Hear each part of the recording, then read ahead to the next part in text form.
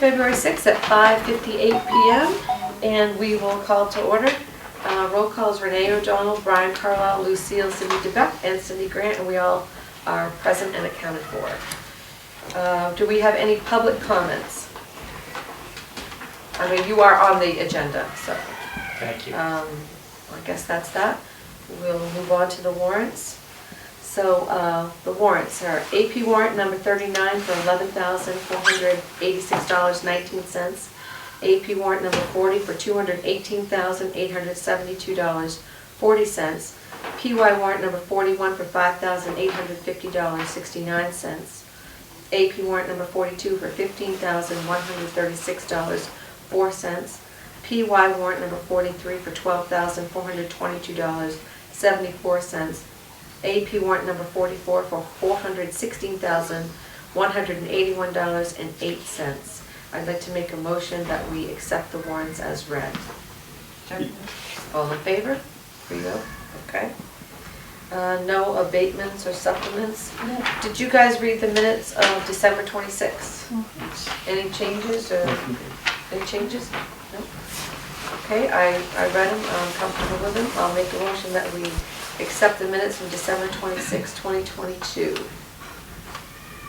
Second, okay. All in favor? 3-0. Any agenda adjustments? I do. Okay. I need to talk to you about the water test. And under new business, you can disregard the roof. Okay. We'll do that at a later time. Okay. So, you want to talk about the water test now? Or I do you want- can, or if do you you want, want- or wait. Okay. Well, let's put it under new business. Yep. Okay. Okay, so we are on to fire and rescue. Hello, guys, how are you? Good, how are you guys doing? Good, good. Good. So, for the month of January, we had a fairly quiet month for fire until the calls. However, once again, we've had another call that will stick with us for quite some time. Good news on rescue, we, for the month of January, answered 100% for rescue. So it's definitely moving in the right direction. Oh, good. Good. We had, I believe it was 9 or 10 that we answered, me and Scott and I, for the new kids on the block. And Craig answered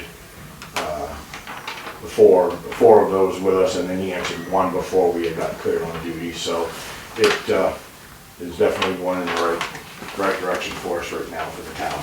Okay. We've had a few things that we've changed up within the department. We added a new lieutenant, Adam Armitage.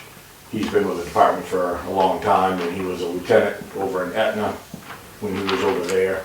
We decided it was time to fill in the open position and kind of lay out our duties to one more guy so that we're not all being pushed with so many things to keep up and stay on top of. He's going to be a huge asset in the line for the officers, without a question. I also received, in regards to the rescue side, I received 2 messages one from PRCC and one from Northern Light, wanting to congratulate us on our 100% call for the month of January. That was very impressive. I really didn't know if we were going to be that noticeable that quick, but they really caught on fast that they were getting answers and responses immediately. So that felt pretty great for the chief to get something like that to be able to run with. So other than that, everything's pretty much moving forward. Had a meeting with Cindy today. We've got most of our stuff all situated and sorted for the upcoming budgets and the information and all of that with her. And I think that's pretty much putting us up to par right now. Good, good. Thank you very much. Thank you. So let's see. Library, of course. We don't have it. We don't have They anything. Animal control, did you all read the report from Perry? Yeah, she's pretty precise. Yes, she is. Yeah. Very good. Very good. I guess this is going quick. Town manager, you're up. So I gave you the bank rec and budget reports So do you need any signatures for, from the selectmen on receiving that? Never mind. are you done? Because you already did yours? Yes. Trying to get a little recognition. Okay, Because you already did your what? the paper on the front of your, The signatures that Oh. I never seem to remember to do. True, I never see them do that. so.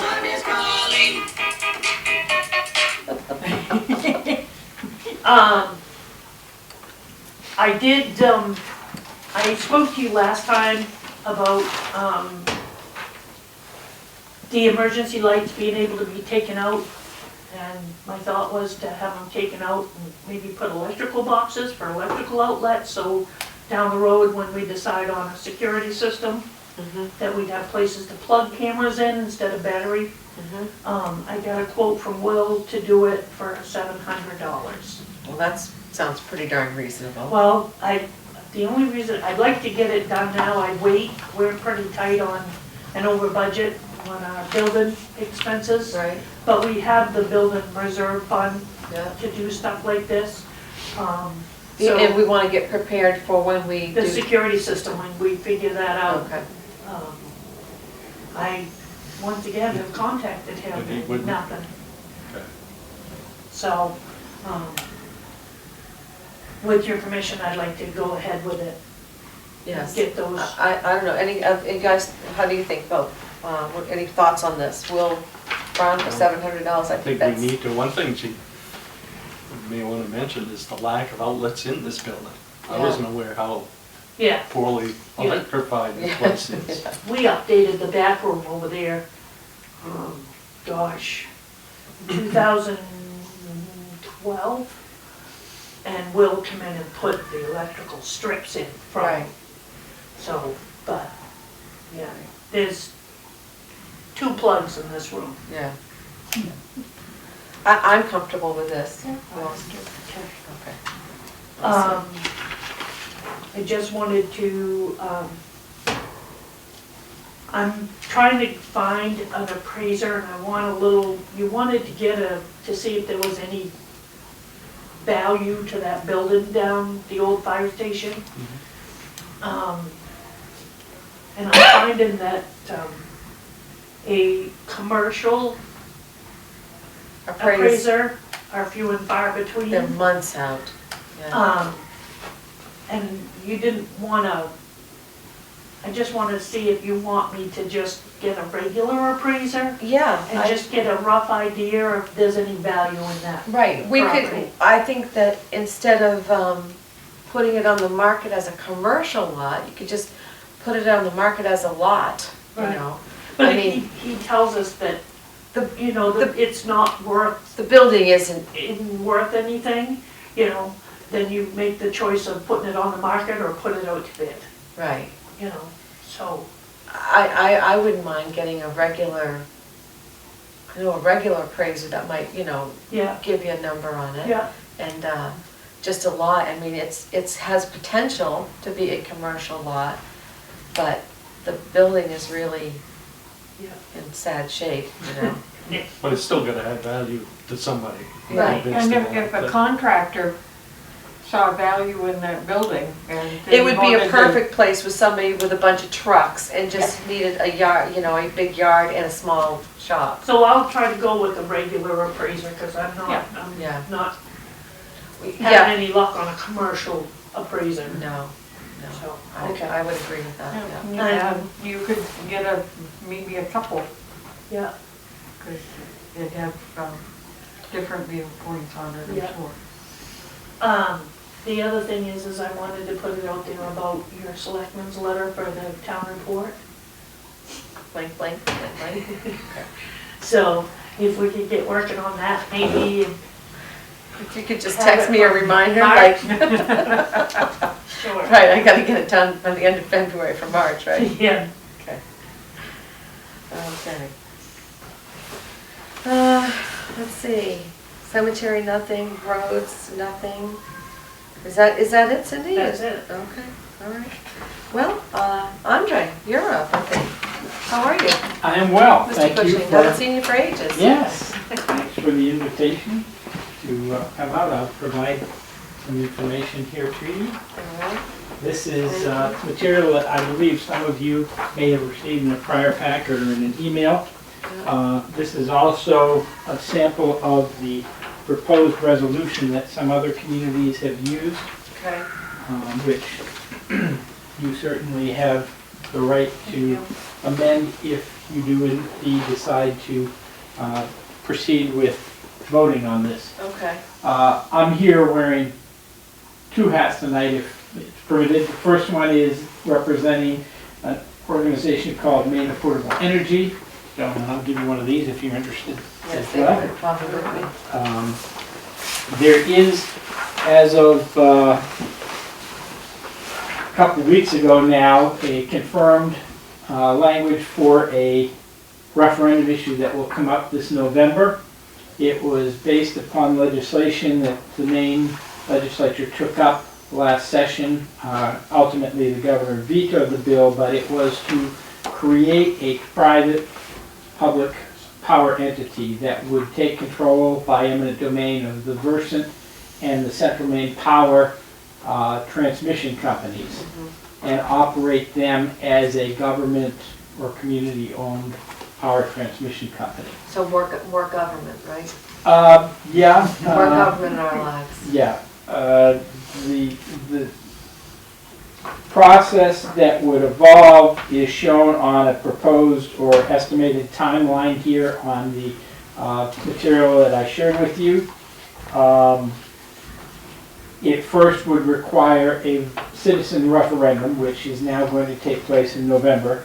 Following that, they would, under the rules of this referendum, you're going to see basically a paragraph on the referendum that states the general idea of government power company, but there will be multiple pages that outline the steps that will take place.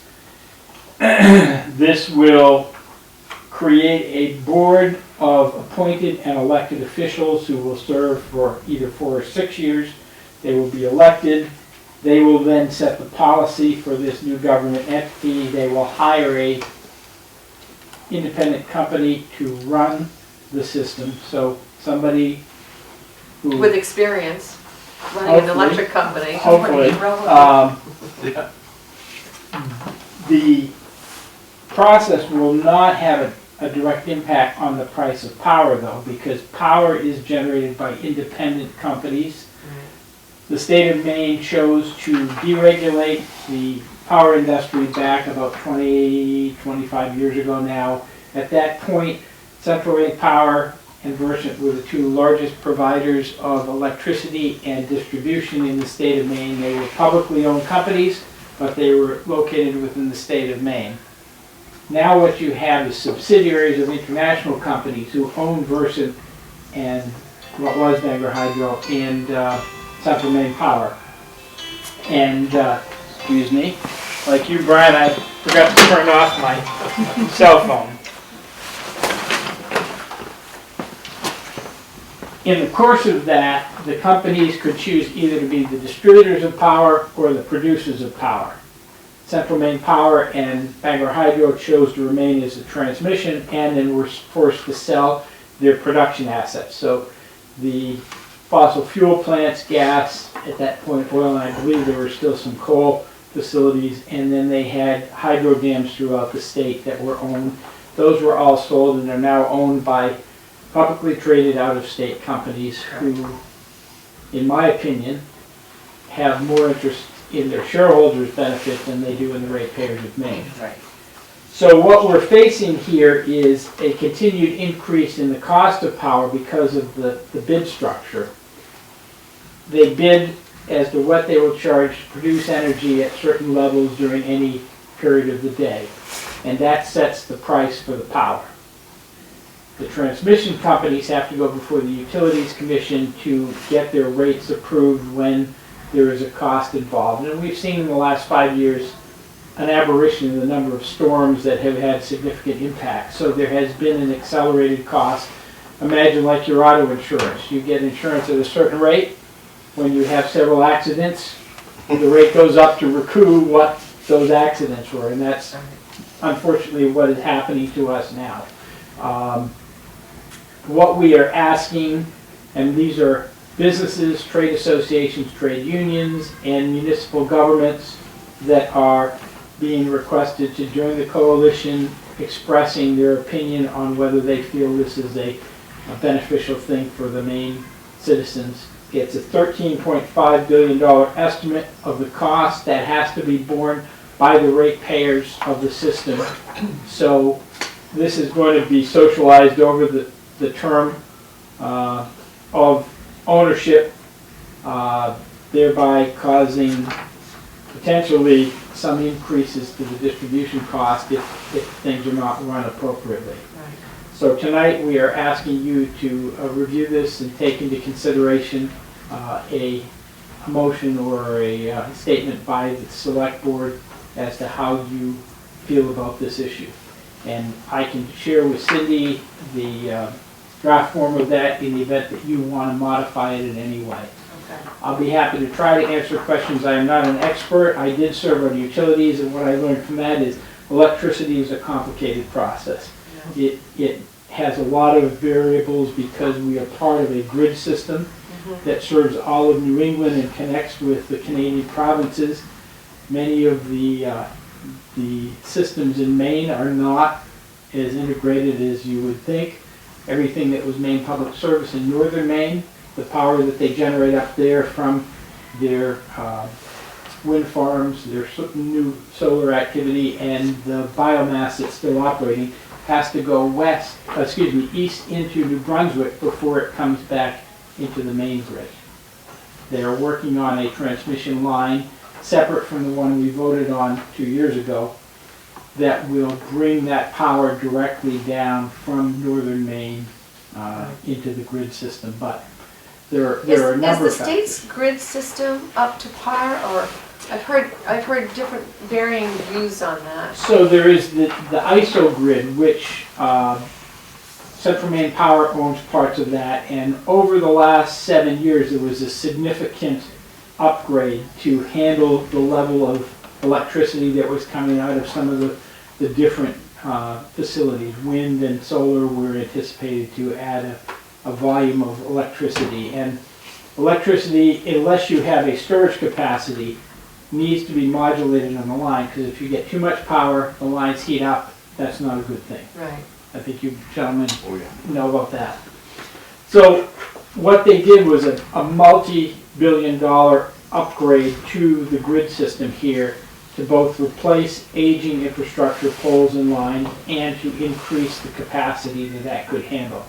Now when you get off the ISO grid and you go into some of the lines that go to various communities or businesses, I can't speak to where that stands. I know that the storm has created a number of unanticipated opportunities to add new lines and poles because of damage that's been done over the last 5 years. But I don't have data that would allow me to share, where you're at in Newburgh or where Oh, we're no, at. I was just wondering about the grid overall. I think, from my opinion again, I'm not speaking on behalf of the organization, but my opinion, watching what's going on, you have a number of these new solar facilities that are going online in areas that are rural, and the substations and the lines are going to have to be upgraded to take the capacity. That's the that comes. conversation we've had with other people, is that it seems like every little 4-acre field has got a solar field in it. And that some of the conversation was, can the grid handle it all? Can the grid use it efficiently, I guess I'll say. There are people smarter than I that, are studying that. These smaller solar farms that are being built are generally under 5 megawatts. They're like a 4.9 megawatt because there are different standards for the smaller solar farm than there are for the larger, That would over. explain why we see these smaller ones popping up then. They're Yeah. probably easier to put in. And to my understanding, unless a town has adopted an ordinance regarding solar farms, there is broad latitude on where those can be sited.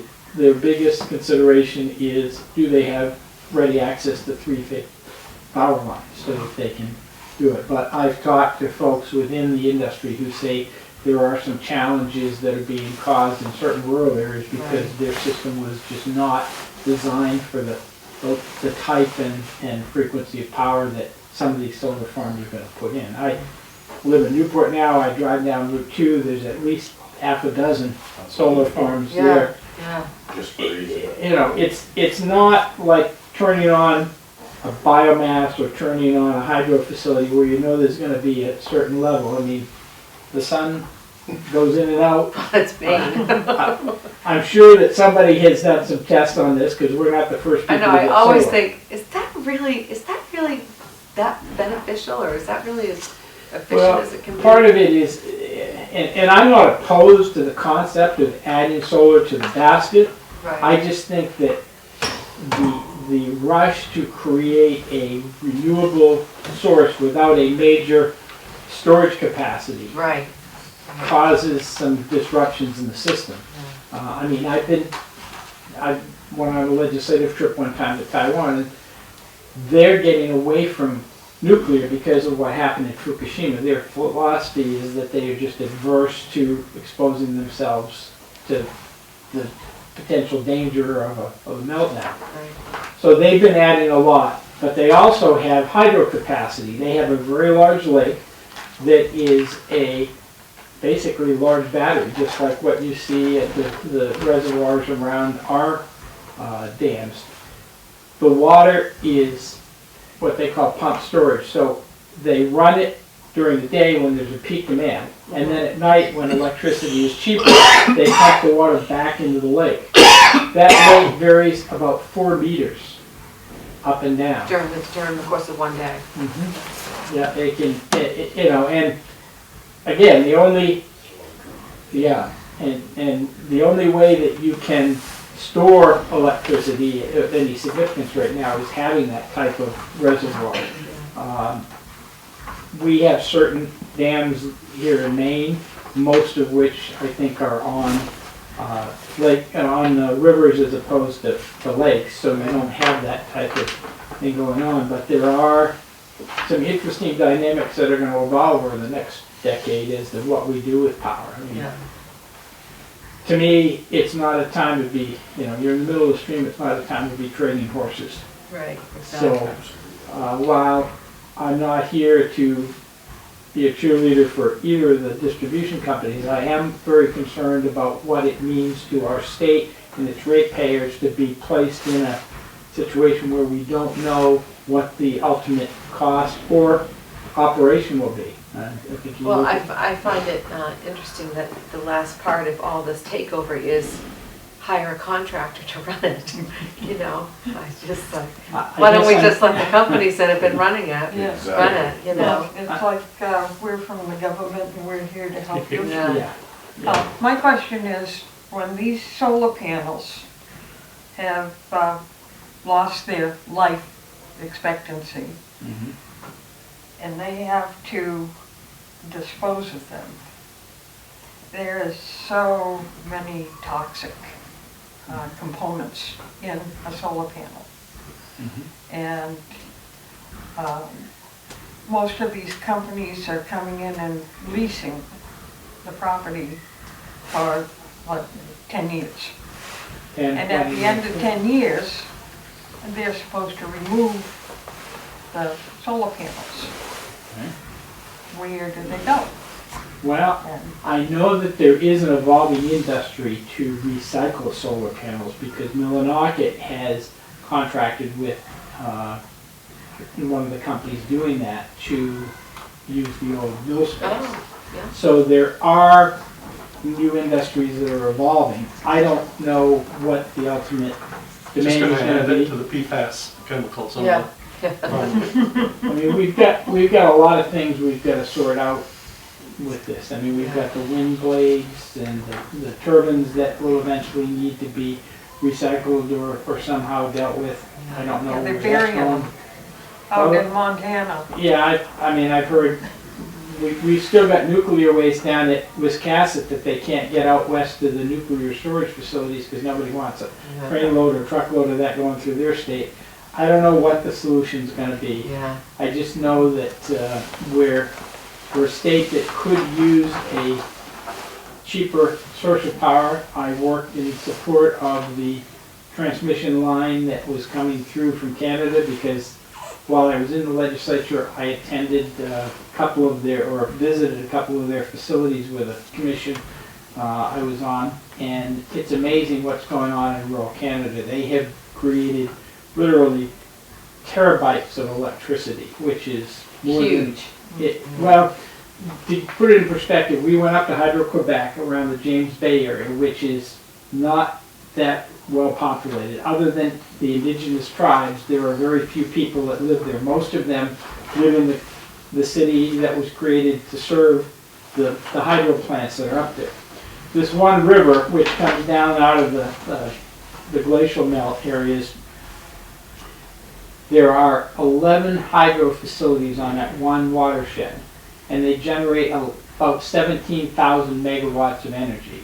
To put that in perspective, the entire area of New England, at our peak capacity, highest demand, runs about 24,000 megawatts. So 2/3 of what we use at our peak demand is being produced on that river. Now that doesn't come to the US yet, but it gives you a perspective of what is possible. They're reusing that same water numerous times as it flows through the course of those facilities. There's another plant we visited up in Labrador, the Churchill Falls facility, that generates more electricity at that one plant than what all of New England uses at peak. It's over 25,000 megawatts, I think, is the capacity.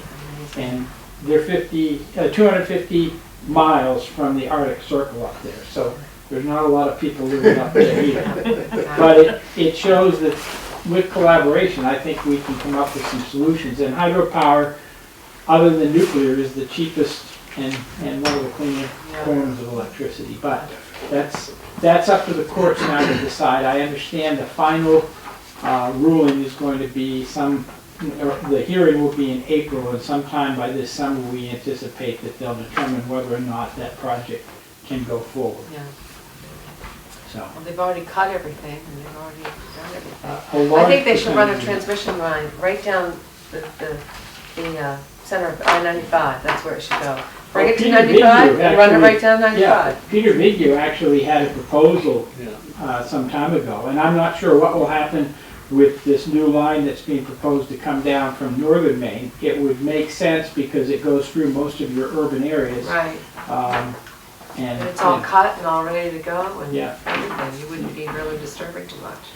Well, I think that there's validity. He also looked at the corridors where the rail goes, and that there, because those are already in place, you're not going to disrupt things. So I think there's some very farsighted people out there that if we just put them together in a room, we might come up with some good Some solutions. good stuff, yeah, exactly. Well, do we want to discuss this and kind of make a decision at a later date, or do you want It's to already made up. I know how I feel about it. Okay, all right, I know how I feel about it, I just didn't want to, impose my will on anybody. So, would you like to make a motion, me to make a motion on this, or? Yeah. Okay, so, let's see, I would like to make a motion that the select board is in favor of signing the resolution opposing state taking over of our electric utilities. Is that Yep, second. second? All in favor? 3-0, all right. And I will be happy to send that to you, Cindy, if you want to put it on your letterhead, and you already have it, okay? I gotta ask you though, Oh, is you already have it on our letterhead? there a technical reason that passed This day is spelled P-A-S-T. Uh, Wouldn't that be It may be, it may be a typographical error on my part, Mark. It was that second bottle of cough syrup, I think. That Nitro's good stuff. Oh, yeah. Especially the cherry. I want to correct the, actually, Cindy had a good idea, if we just cross it out and Okay, P-A-S-S-E-D.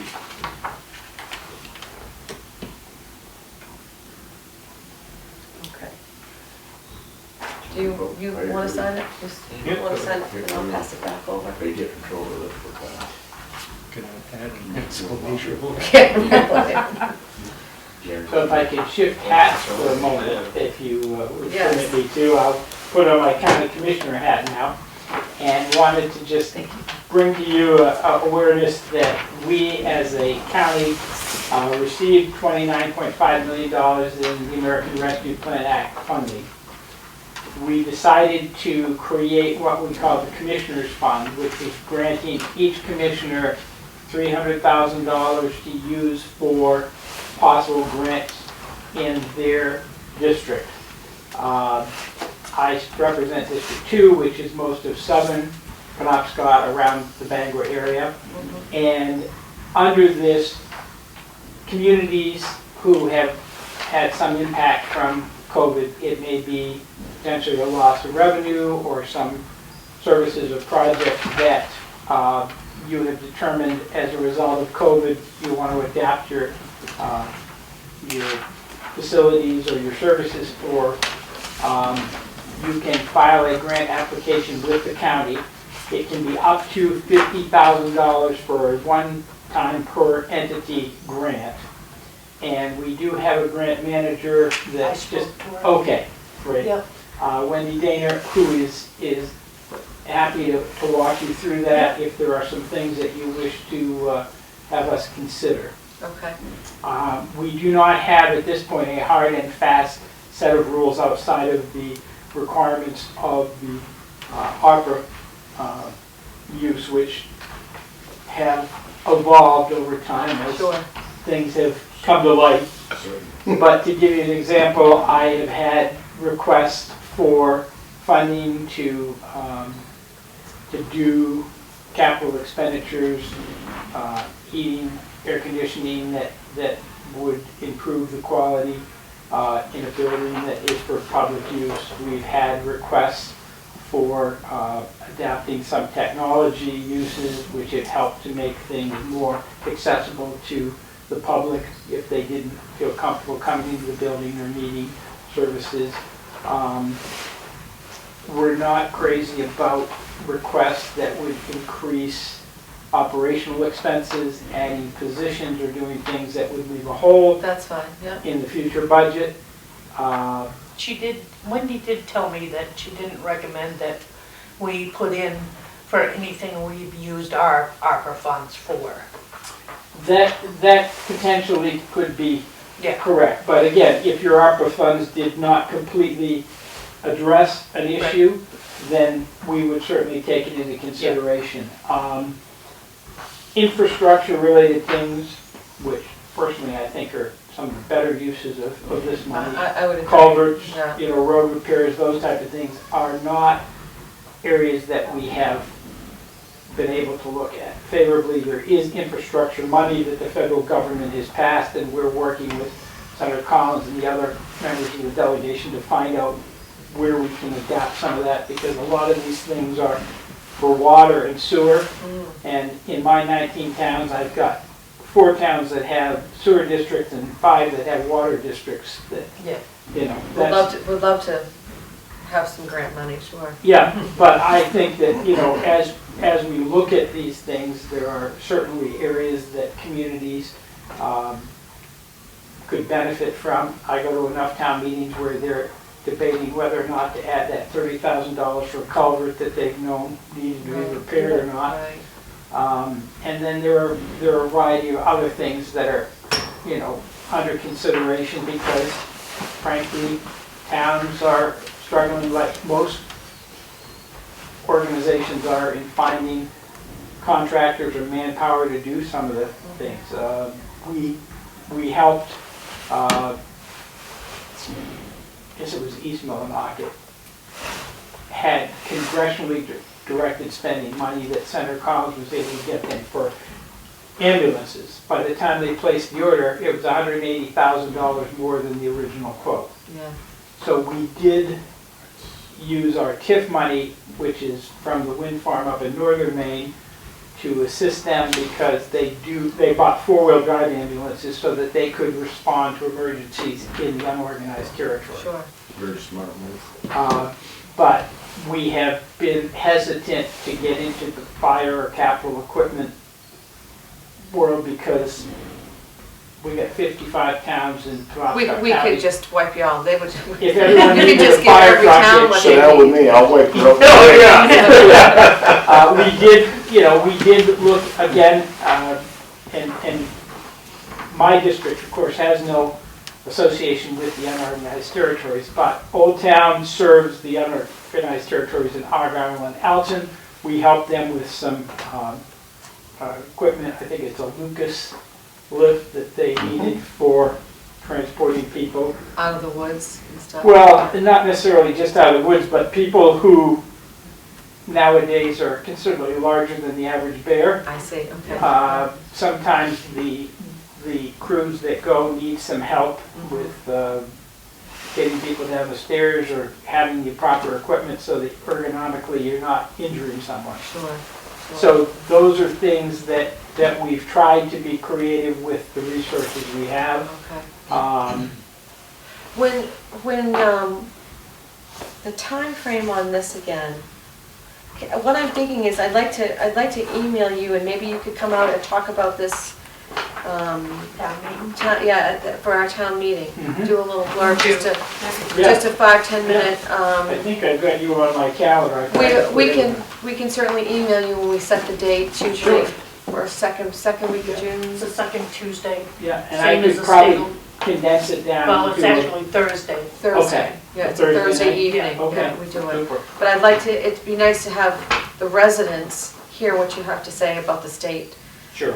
I just don't, I don't think we need the state running our electric company. Well, it is confusing, and a 30-second or 60-second ad on the radio or television Right. does not give people. And as you know, with that transmission line last year, there was a lot of out-of-state money that comes in and does all this advertising for or against in some way, and you don't really even get the facts sometimes. Well, I was told by people who were engaged in this debate during the referendum on the transmission line that the majority of the funding came from the producers of electricity who have plants in Maine, because not having lower cost power coming into Maine, which would affect the bid price that they would get, was worth $2 to $3 million per day to those organizations not to have that Not cheap to have energy. more energy to choose from, yeah. Personally, that troubles me because as a policymaker,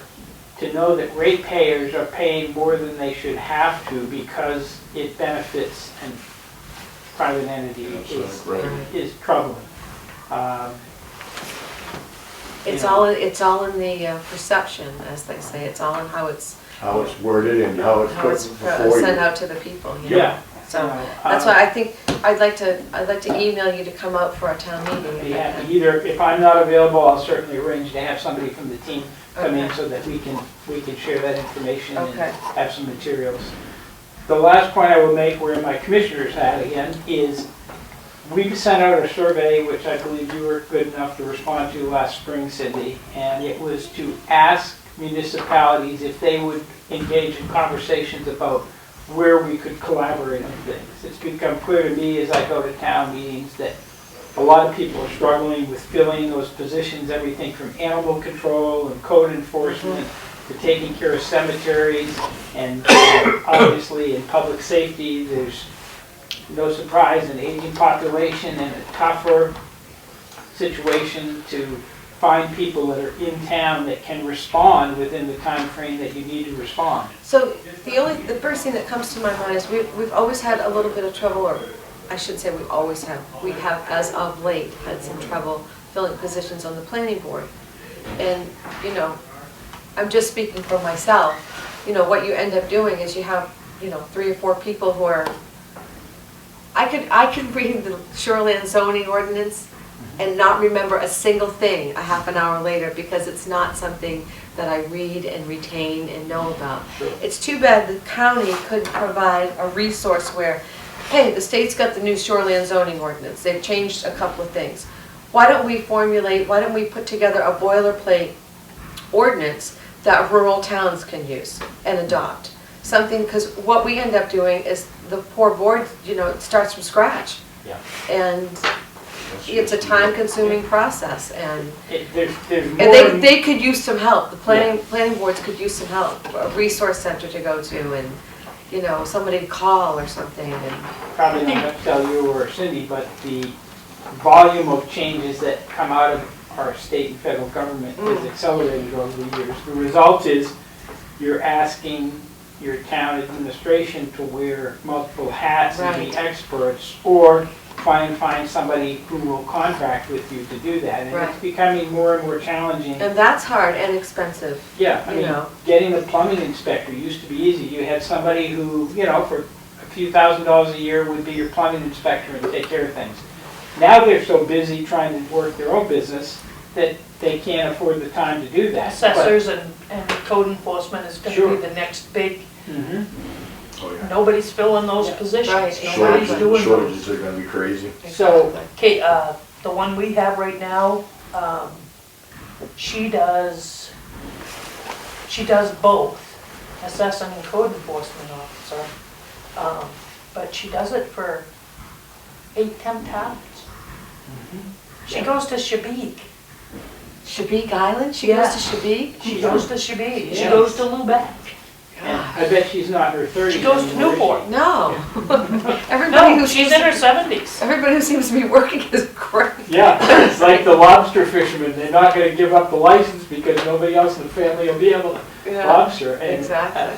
And in this case, people who are dedicated, I commend, but there Oh, comes a point where absolutely. you only got so much gas in the tank, and I Yeah. think we as a county have an obligation to start those discussions. It's not like it was where, you know, in the past, sometimes towns wouldn't sit down at the same table because your brother followed my brother in the 1972 playoffs, and I'll be damned if I'm gonna help you.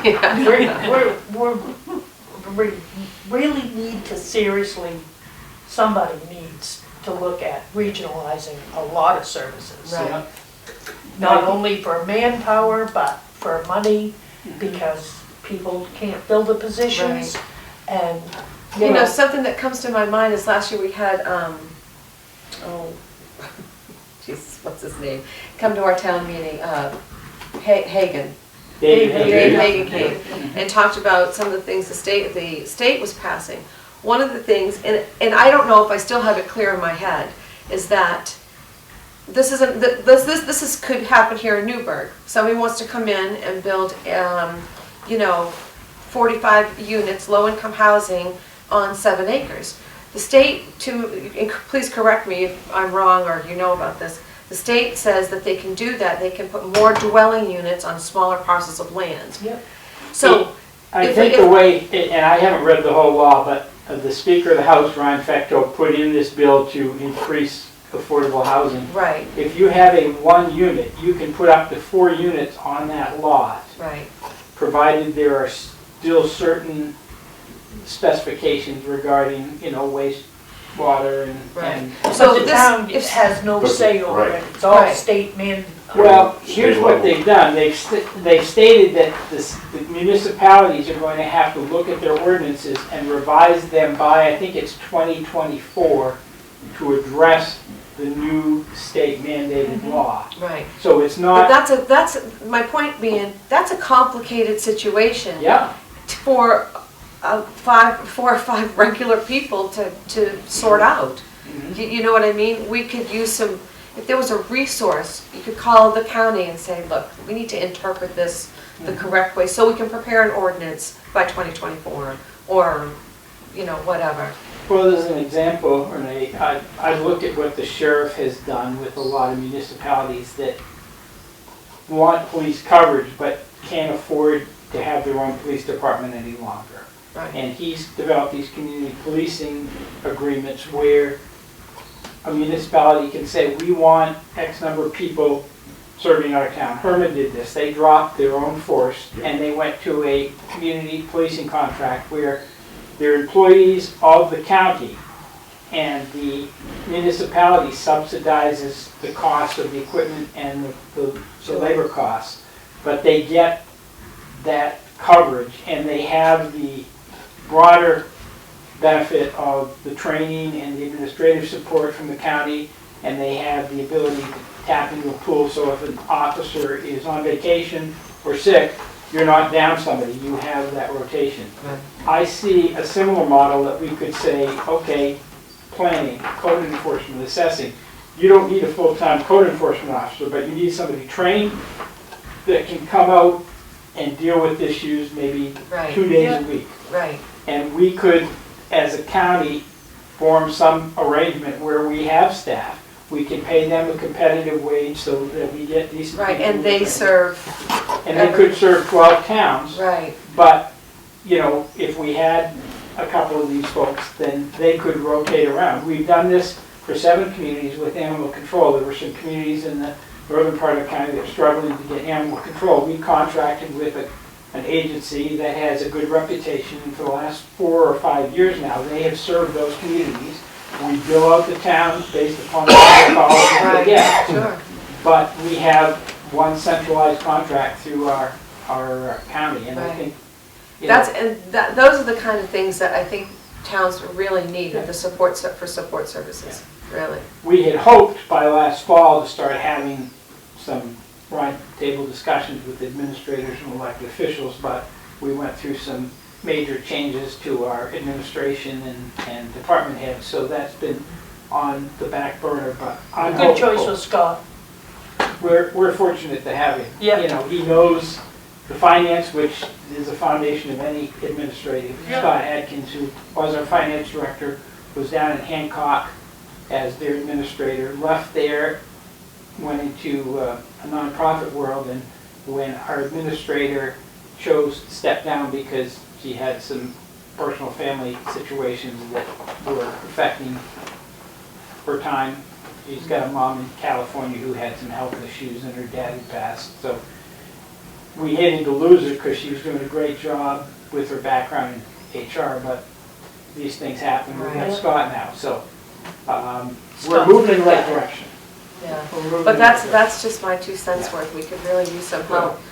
Like Cindy said, code enforcement, but I always feel bad for the planning board because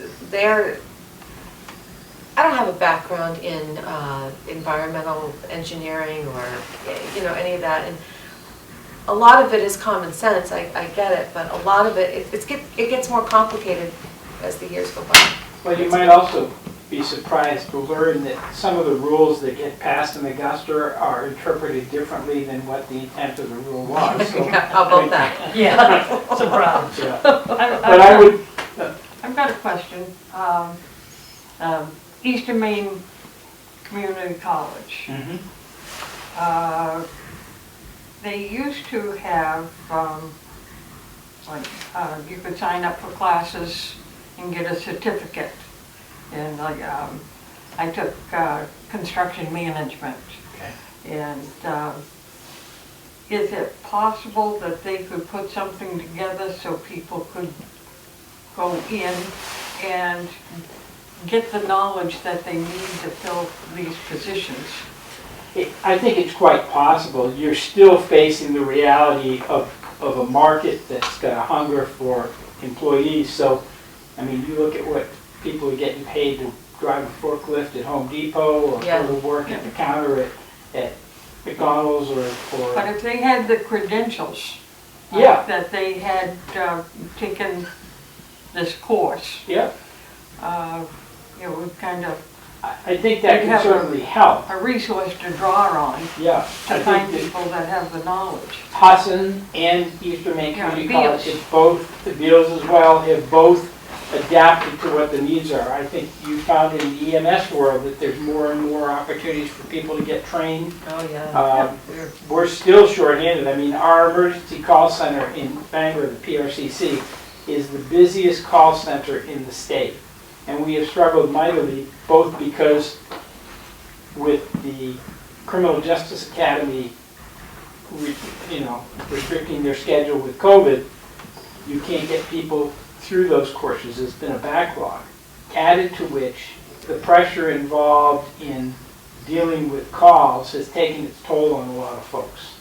You throw on top of that the fact that other cities and counties have started to play the pricing game. I mean, we are finding ourselves $3 and $4 an hour different than what Waldo or other counties have started off. It'll settle down after a while, but we need to find ways to accelerate the manner in which people go through, because it's also tough when you train somebody and they go through that, I think it's a 15-week course down there, and then they find out they don't like it. Now you've spent the money to send somebody and you're, another 6 months down the road before you can fill that slot. That has been a challenge, but you're right, those certificate classes are invaluable, and the community colleges and even Husson are some of our best bets to do that. The private schools have been a little more flexible about adapting to the needs of the marketplace than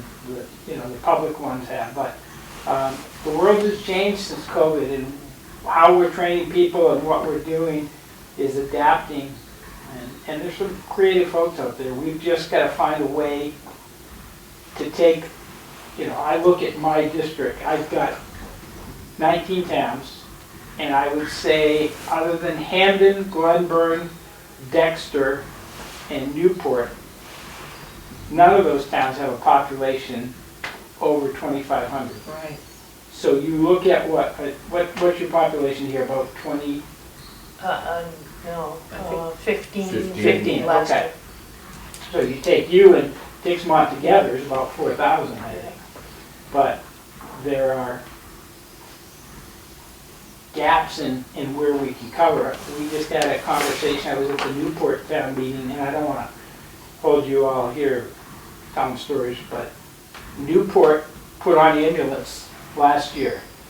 It was about $460,000, which meant that we cut the paving budget for the year. That's not going to come back and bite us, of course. Yeah, right. But it was necessary. We're now doing like 1,500 calls a year. But I sat at the meeting 3 weeks ago where they made the tough decision that and I don't have the underlying definition of this, you may know, but A, O, and E calls outside of our area are no longer going to be answered by Newport Ambulance, because there's a particular town that has no ambulance that uses us for mutual aid and has declined to help subsidize the cost. Right. And one town has cost a lot of towns And the problems. result of that is they just said, as of tonight, no more, we're not going to answer those calls. Now, having talked to my PRCC director, I know that when somebody calls with, a concern because they're nauseous or whatnot, that could manifest itself as a heart attack later on. Right. So I guess the underlying problem I have is we're all having to make tough decisions as individual towns. We need to have some collective discussions, and we definitely need people like these gentlemen and their colleagues who are willing to put themselves out for us to be sitting at the table talking these things through. Yeah.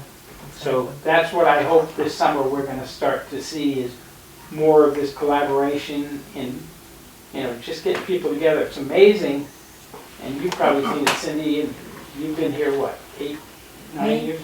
I've been here 12 years. 12 years now. Goes fast.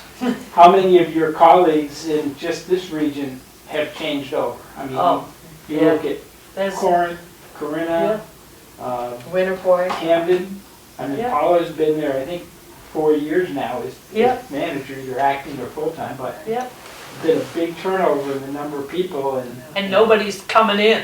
That's the hard part. Yeah, that's the other There's side. nobody coming in. Yep. There's not, there used to be.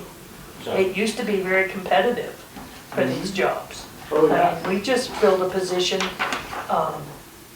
where she's been here almost 6 months. But yeah, it's been 2 years trying to find somebody. Yeah, it's, And this position is even worse, oh, yeah, because there's nobody. yeah. So we're working It's crazy. to train somebody, because I'm getting ready to retire, so here in a few years, so we're training somebody, because there's nobody out there. And that's what I find most responsible managers are trying to do, but you know, It's tough. It is It's tough challenging. keeping up with it all, yeah. and if we can find ways to collaborate on some of these things, I don't know about you guys, but I know a lot of towns are going to billing services because they just don't have the administrative support to do it. We have done that Yep. a little bit with car accidents, Yeah.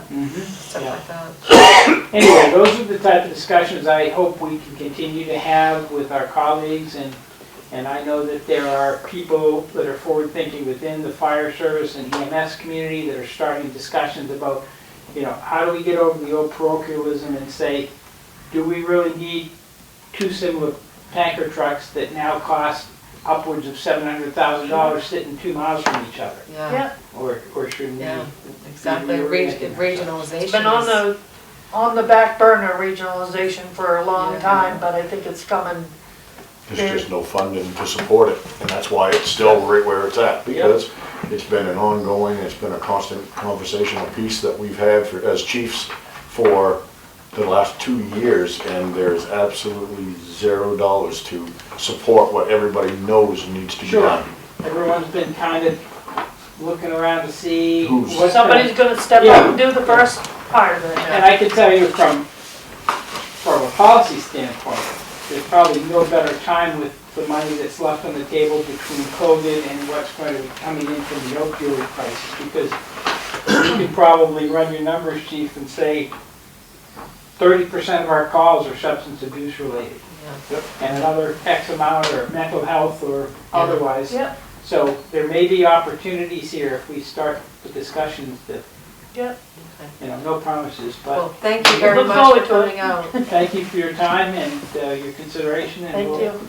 Like I said, I'll email you for our town meeting, Thank you. okay? Because I If you have any think questions. this is too important not to be discussed, No, I get it think out there as much as we can. it's one of those doors that once you close it, you don't get it open again. No, and I just think it's a pretty good choice. Well, Anyway. thank you for taking the time to consider it, and thank you for your support, and I'll get a copy of that from Cindy when she has a moment. and we Okay. can, Great. If you're comfortable with this, we can add your town's name to the coalition list that I that think is we're comfortable opposed. with that. Yes. Me too. Okay, Great, all right. thank you very much. Thanks very much. Good to see you, Andre. See what's going on. All right, Cindy. Nobody knows we're adding on to our jails. Well, the jail's another whole discussion. When we finally have a piece of land locked down, Brian, because we are gonna build off-site, it's just become clear that trying to add on to that facility is, Not very good. it's gonna be as expensive, if not more so, than building a greenfield. And with the type of inmates we have, it makes more sense to move on, so. I've never, Stay tuned, ever by June I understood. may have some good news for you on that. I've never understood why the reluctance was to support a jail cell with the needs that we have. I mean, it's been like that for decades. Unfortunately, it has, and, being or attempting to be fiscally prudent, my colleagues looked for solutions. They thought the Y might be a possibility, but that has proven to be more of an albatross than a, Yeah, the old Y building, right there on the. yeah. It originally, here's a trivia question for you. What was it before the Y went in there? I don't know, and I used to work downtown in my 20s. It was before our time, Renee, but originally that, in the 1800s, was the United States Post Office. Oh. I never knew that. If you look at some of the older pictures, where that big block is now, they tore down what was a round turret with the big steps that went into it. Yeah, Yeah. yeah. I used to work at Eastern Maine Development Corporation, which was like the basement of the Yeah. courthouse. Yeah, And there was all kinds of activity down there. oh Right yeah, on a very regular basis on Franklin Street. yes, yes, I hear you. Well, thanks again. Okay. Okay. Okay, Cindy, you wanted to talk about the water test. Yes, Okay. so Thank you. I gave you a copy of an email I received from gentleman Mark Tucker. I got 2 copies. So, I don't know if you read it, but I believe I brought this up at a previous meeting, that there was a very strong chance that we were gonna be reclassified. So, our water testing has gone from me taking a bottle in and filling it up and mailing it to, we have to hire what they call a designated operator. And, To take a bottle, to fill up a bottle and take well, it in. the test, they test for more stuff. I mean, I got a box like this in the mail today, Okay, instead of a little bottle. I wanna pause for just a minute. Our well is right out front, No, it's not bad. out back. Doesn't the roof dump onto it? Yeah. In this email, you'll see him refer to that, Okay. because there's a grant. I was just gonna say, he's got some, he just talked about some, Him and I talked about it, and he sent Okay. me the link. I talked to our roof people, but they recommend that I get a hold of a gutter system company right? instead of a roof system. So I'm gonna do that, but back to this, I've contacted 3 of the people on the list that he sent me, to get quotes.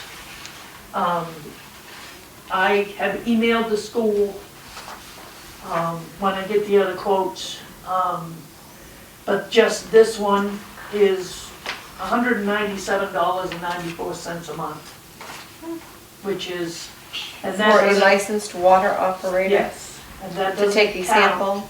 They used to do it when I first started here, but Hamden did it for the school district. Right, right. And then the count went down of the people in the building, so then we didn't have to do that. So, I emailed Nick today and told him that I contacted 3 of them, and just as soon as I get the 3, I would get in touch with him. I don't believe the town should have to pay this. Because the reason this is done is because there was such an increase in students in the building. Right. And there's been a decrease now. No, there's an increase, There's an increase in their students. right? Right. Because we only had. Oh, I thought like this was 10 for, like, when they still owned this building. Right. Okay. When Hamden did it, when I first started here, there was, Pinquist was here, and they had more students. Right. And then Pinquist got down to 1 classroom, therefore, we didn't have to pay for that service anymore. Right. So then we did just the regular and sent the test to Newport. Right.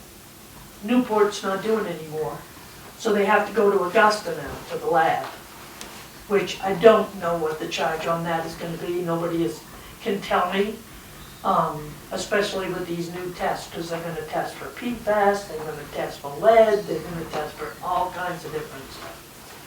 So, but I did contact Nick and explain to him that I've gotten 3 of these. I will get with him when I get them all in. But I don't see that the town should have to pay this, and that's why I'm gonna explain that to the school. Okay? Okay. Any thoughts on that? I heard your big sigh. Moving on, old business. New fire station, addition of trench drains, change order number 2 on the septic, change order number 3 on the well. Yeah. So I would like to bring back to see if you might reconsider adding the trench drains.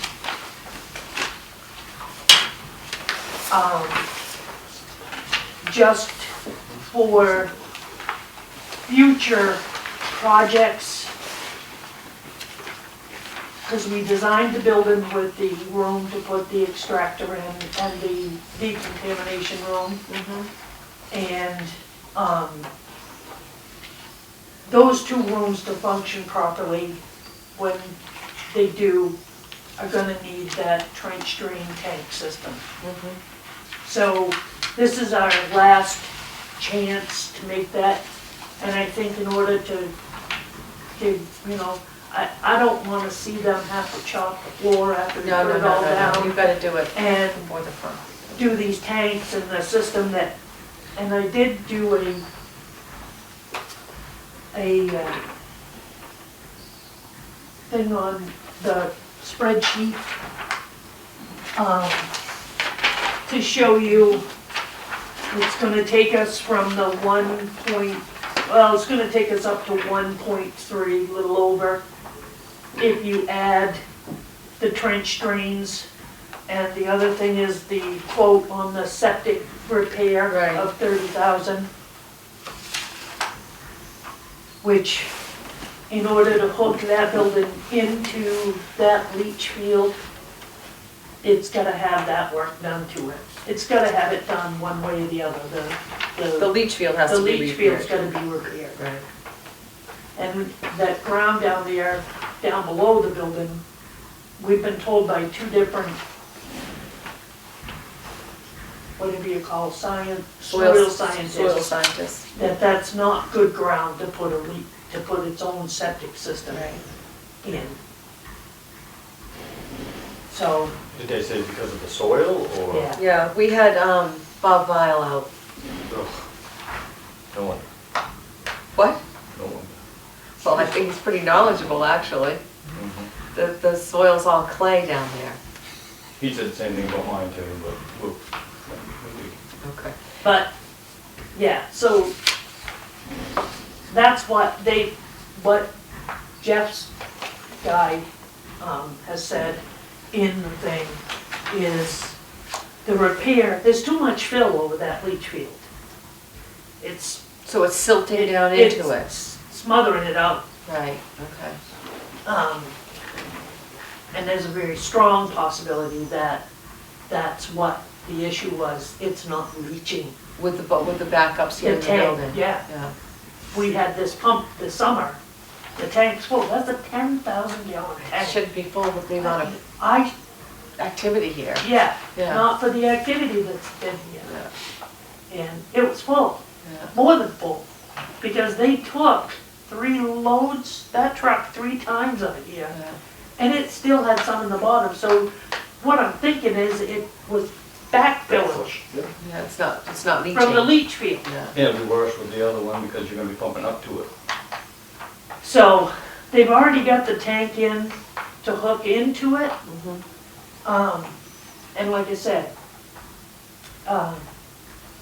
between the trench drains and those 2 rooms in the fire station that were designed,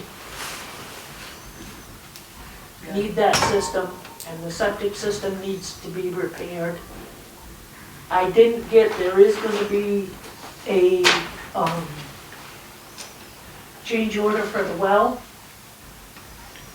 because the well came in at way more. We have a really nice well. 300 feet, 50 gallons a minute. Nice, that's a really nice well. They can fill fire trucks up. Yeah, that's a good well, actually. So, How Yeah. much more is the well gonna be? I do don't you know yet. He said he was What did he carry for the well, do we know? 8,500. I don't know how much more it is, but It shouldn't be much more than that. it shouldn't be. Just tell them to throw it in. So, So thoughts on this, your thoughts on this? I think we've got to do whatever we need to do to make sure that we're looking years and years out and not for just today. I agree. So I think No, the I already did trenches that are, with the other one. I think the trenches are absolutely necessary. That's how I feel about it as well. I think that you gotta plan for it now. I mean, once you lay that concrete floor, you're not digging that up or cutting that out and redoing something. We've done that. You've It's never, not you're fun. not doing that we've again. done And that. it'll be a lot more Well, that was beneficial for old, these guys. thin concrete. This is new, Yeah. hard, thick concrete, a rebar. Yeah, But having said that as well, that we've got to keep a really tight eye Yeah. on these extras. 'Cause, Yeah. yeah, you know, there's a couple here that we didn't plan on. Right. yeah. Some of them we knew about. And Well, the just- septic just to- system, we sure as heck didn't plan Right, on, exactly. yeah. Yeah, Plus, we're Can gonna I ask have, on the septic, is it due to are they gonna have to expand that or just No. clean the No. top off so They- that they have better? I'm presuming that they're going to clean a lot of the top off and the sides and replace the material around the edges of it. It probably should be stone I rather was gonna say, than. probably stone it rather than whatever Yeah. silted or whatever's in there. I'm sure it's silted and has plugged a lot of them pipes off. Yeah, and Which is- how long has that bed been in? Oh, that's what I'm saying. That's why I'm thinking that when they open that up, you're probably gonna find that you're gonna have a lot of pipes that are plugged off completely. Yeah, right. And they're going to So- tell you that they're gonna need to replace them. Well, it's Because just they're like, gonna be plugged up. just like she said, that 10,000 gallon tank was full. Yeah. So so the I mean, it's- activity in this building back should le- be It's full. back leaching terribly back to the tank, so. Yeah. So, if you guys are all right, I will sign those change orders to, Yeah, do you want a motion for that? you can, yes. Okay. I would appreciate it. I will make I have a- one more thing too. Okay. I'll make a motion that we give Cindy our permission, blessing, whatever it is, to sign change order number 2 for the septic tank and an add-on for the trench drains. Septic tank, $30,360, trench drains and system, $45,750. second, Second, all in favor? 3-0. Okay. So, the money from Susan Collins' office. So, we got through the first hurdle, and now learning that this is just not as cut and dried as we thought it was gonna be. I am now jumping through hoops with Department of Agriculture. Trying to fill out paperwork to get us qualified with them to receive the money. Oh. Like, So, what kind of hoops are we jumping through? Just any just examples? gathering material, and he just sent me all the application. I thought I was all done with the applications, but yeah, it's quite involved, you know. It has to go through a whole process with their department, and we'll get through it, but it's I would like still to a lot of work respectfully ahead of say, please do it, because we really want the $1 million. We So, really want the grant. Yeah, it wasn't always cut And I just dry wish we'd as- applied for 1.5. She got the money, she got it included, and we weren't lying when we got Approval. the approval of the direct funding. But now the direct funding goes to the individual departments that put it in their budget. Two. And we have to get it from them by complying with their rules. I see, yes, okay. So, Those are the hoops. yeah, Okay, all right. so, No update on the foreclosed property at 2170? Okay, tax map conversion, no update, and building security. building security, I do have one thing I'm wondering, I gave you this packet on the flood thing. I haven't had a chance to go over it, and I was wondering if we might be able to recess this meeting to a later Right, that's the date. stuff we got from the lady at DEP that I sent to you, or? No, this is the floodplain management. Oh, I got that Ordinance. email, yes. Emergency, we gotta update And I gave you a something. copy of what was in. I haven't had a chance to read it, it just came in late Thursday. Yeah, So Is there a I'm hop- deadline on this? Can we do it Well, like I'm- the next selectmen's meeting? I don't think Have it a can chance go to that do it? long. I was hoping that maybe we could That's good recess tonight. today until maybe tomorrow or Thursday, give everybody a chance to look the paperwork over. do you have time Thursday morning? Have to think. What time? Do you have time Thursday morning? I have time Yes, Thursday yes. morning. We can do, what time works for you? I can do 8, 9, or 10, doesn't matter. 9 or 10, because I've got, now You've I got- have more horses in the barn. Had one come in last night after dark, that was fun. Okay, so From Iowa. what would you prefer for a time frame? 10 o'clock gives me a chance to get the horses fed and the dogs fed and Is that okay with you? Yeah. Okay, because I can't imagine it would be more than half hour, 45 minutes after we read this and discuss it, so, okay. You can give me your vote and I'll take care of it. I don't think it works, not by proxy, I guess. Okay, No more of that. And also, if we could have a very quick executive session for Sure. personnel matter. sure, okay, so I'm gonna make a motion. Thursday, Yeah, 10 a.m. Thursday, 10 a.m. I'll make a motion that we go out of our regular meeting and into executive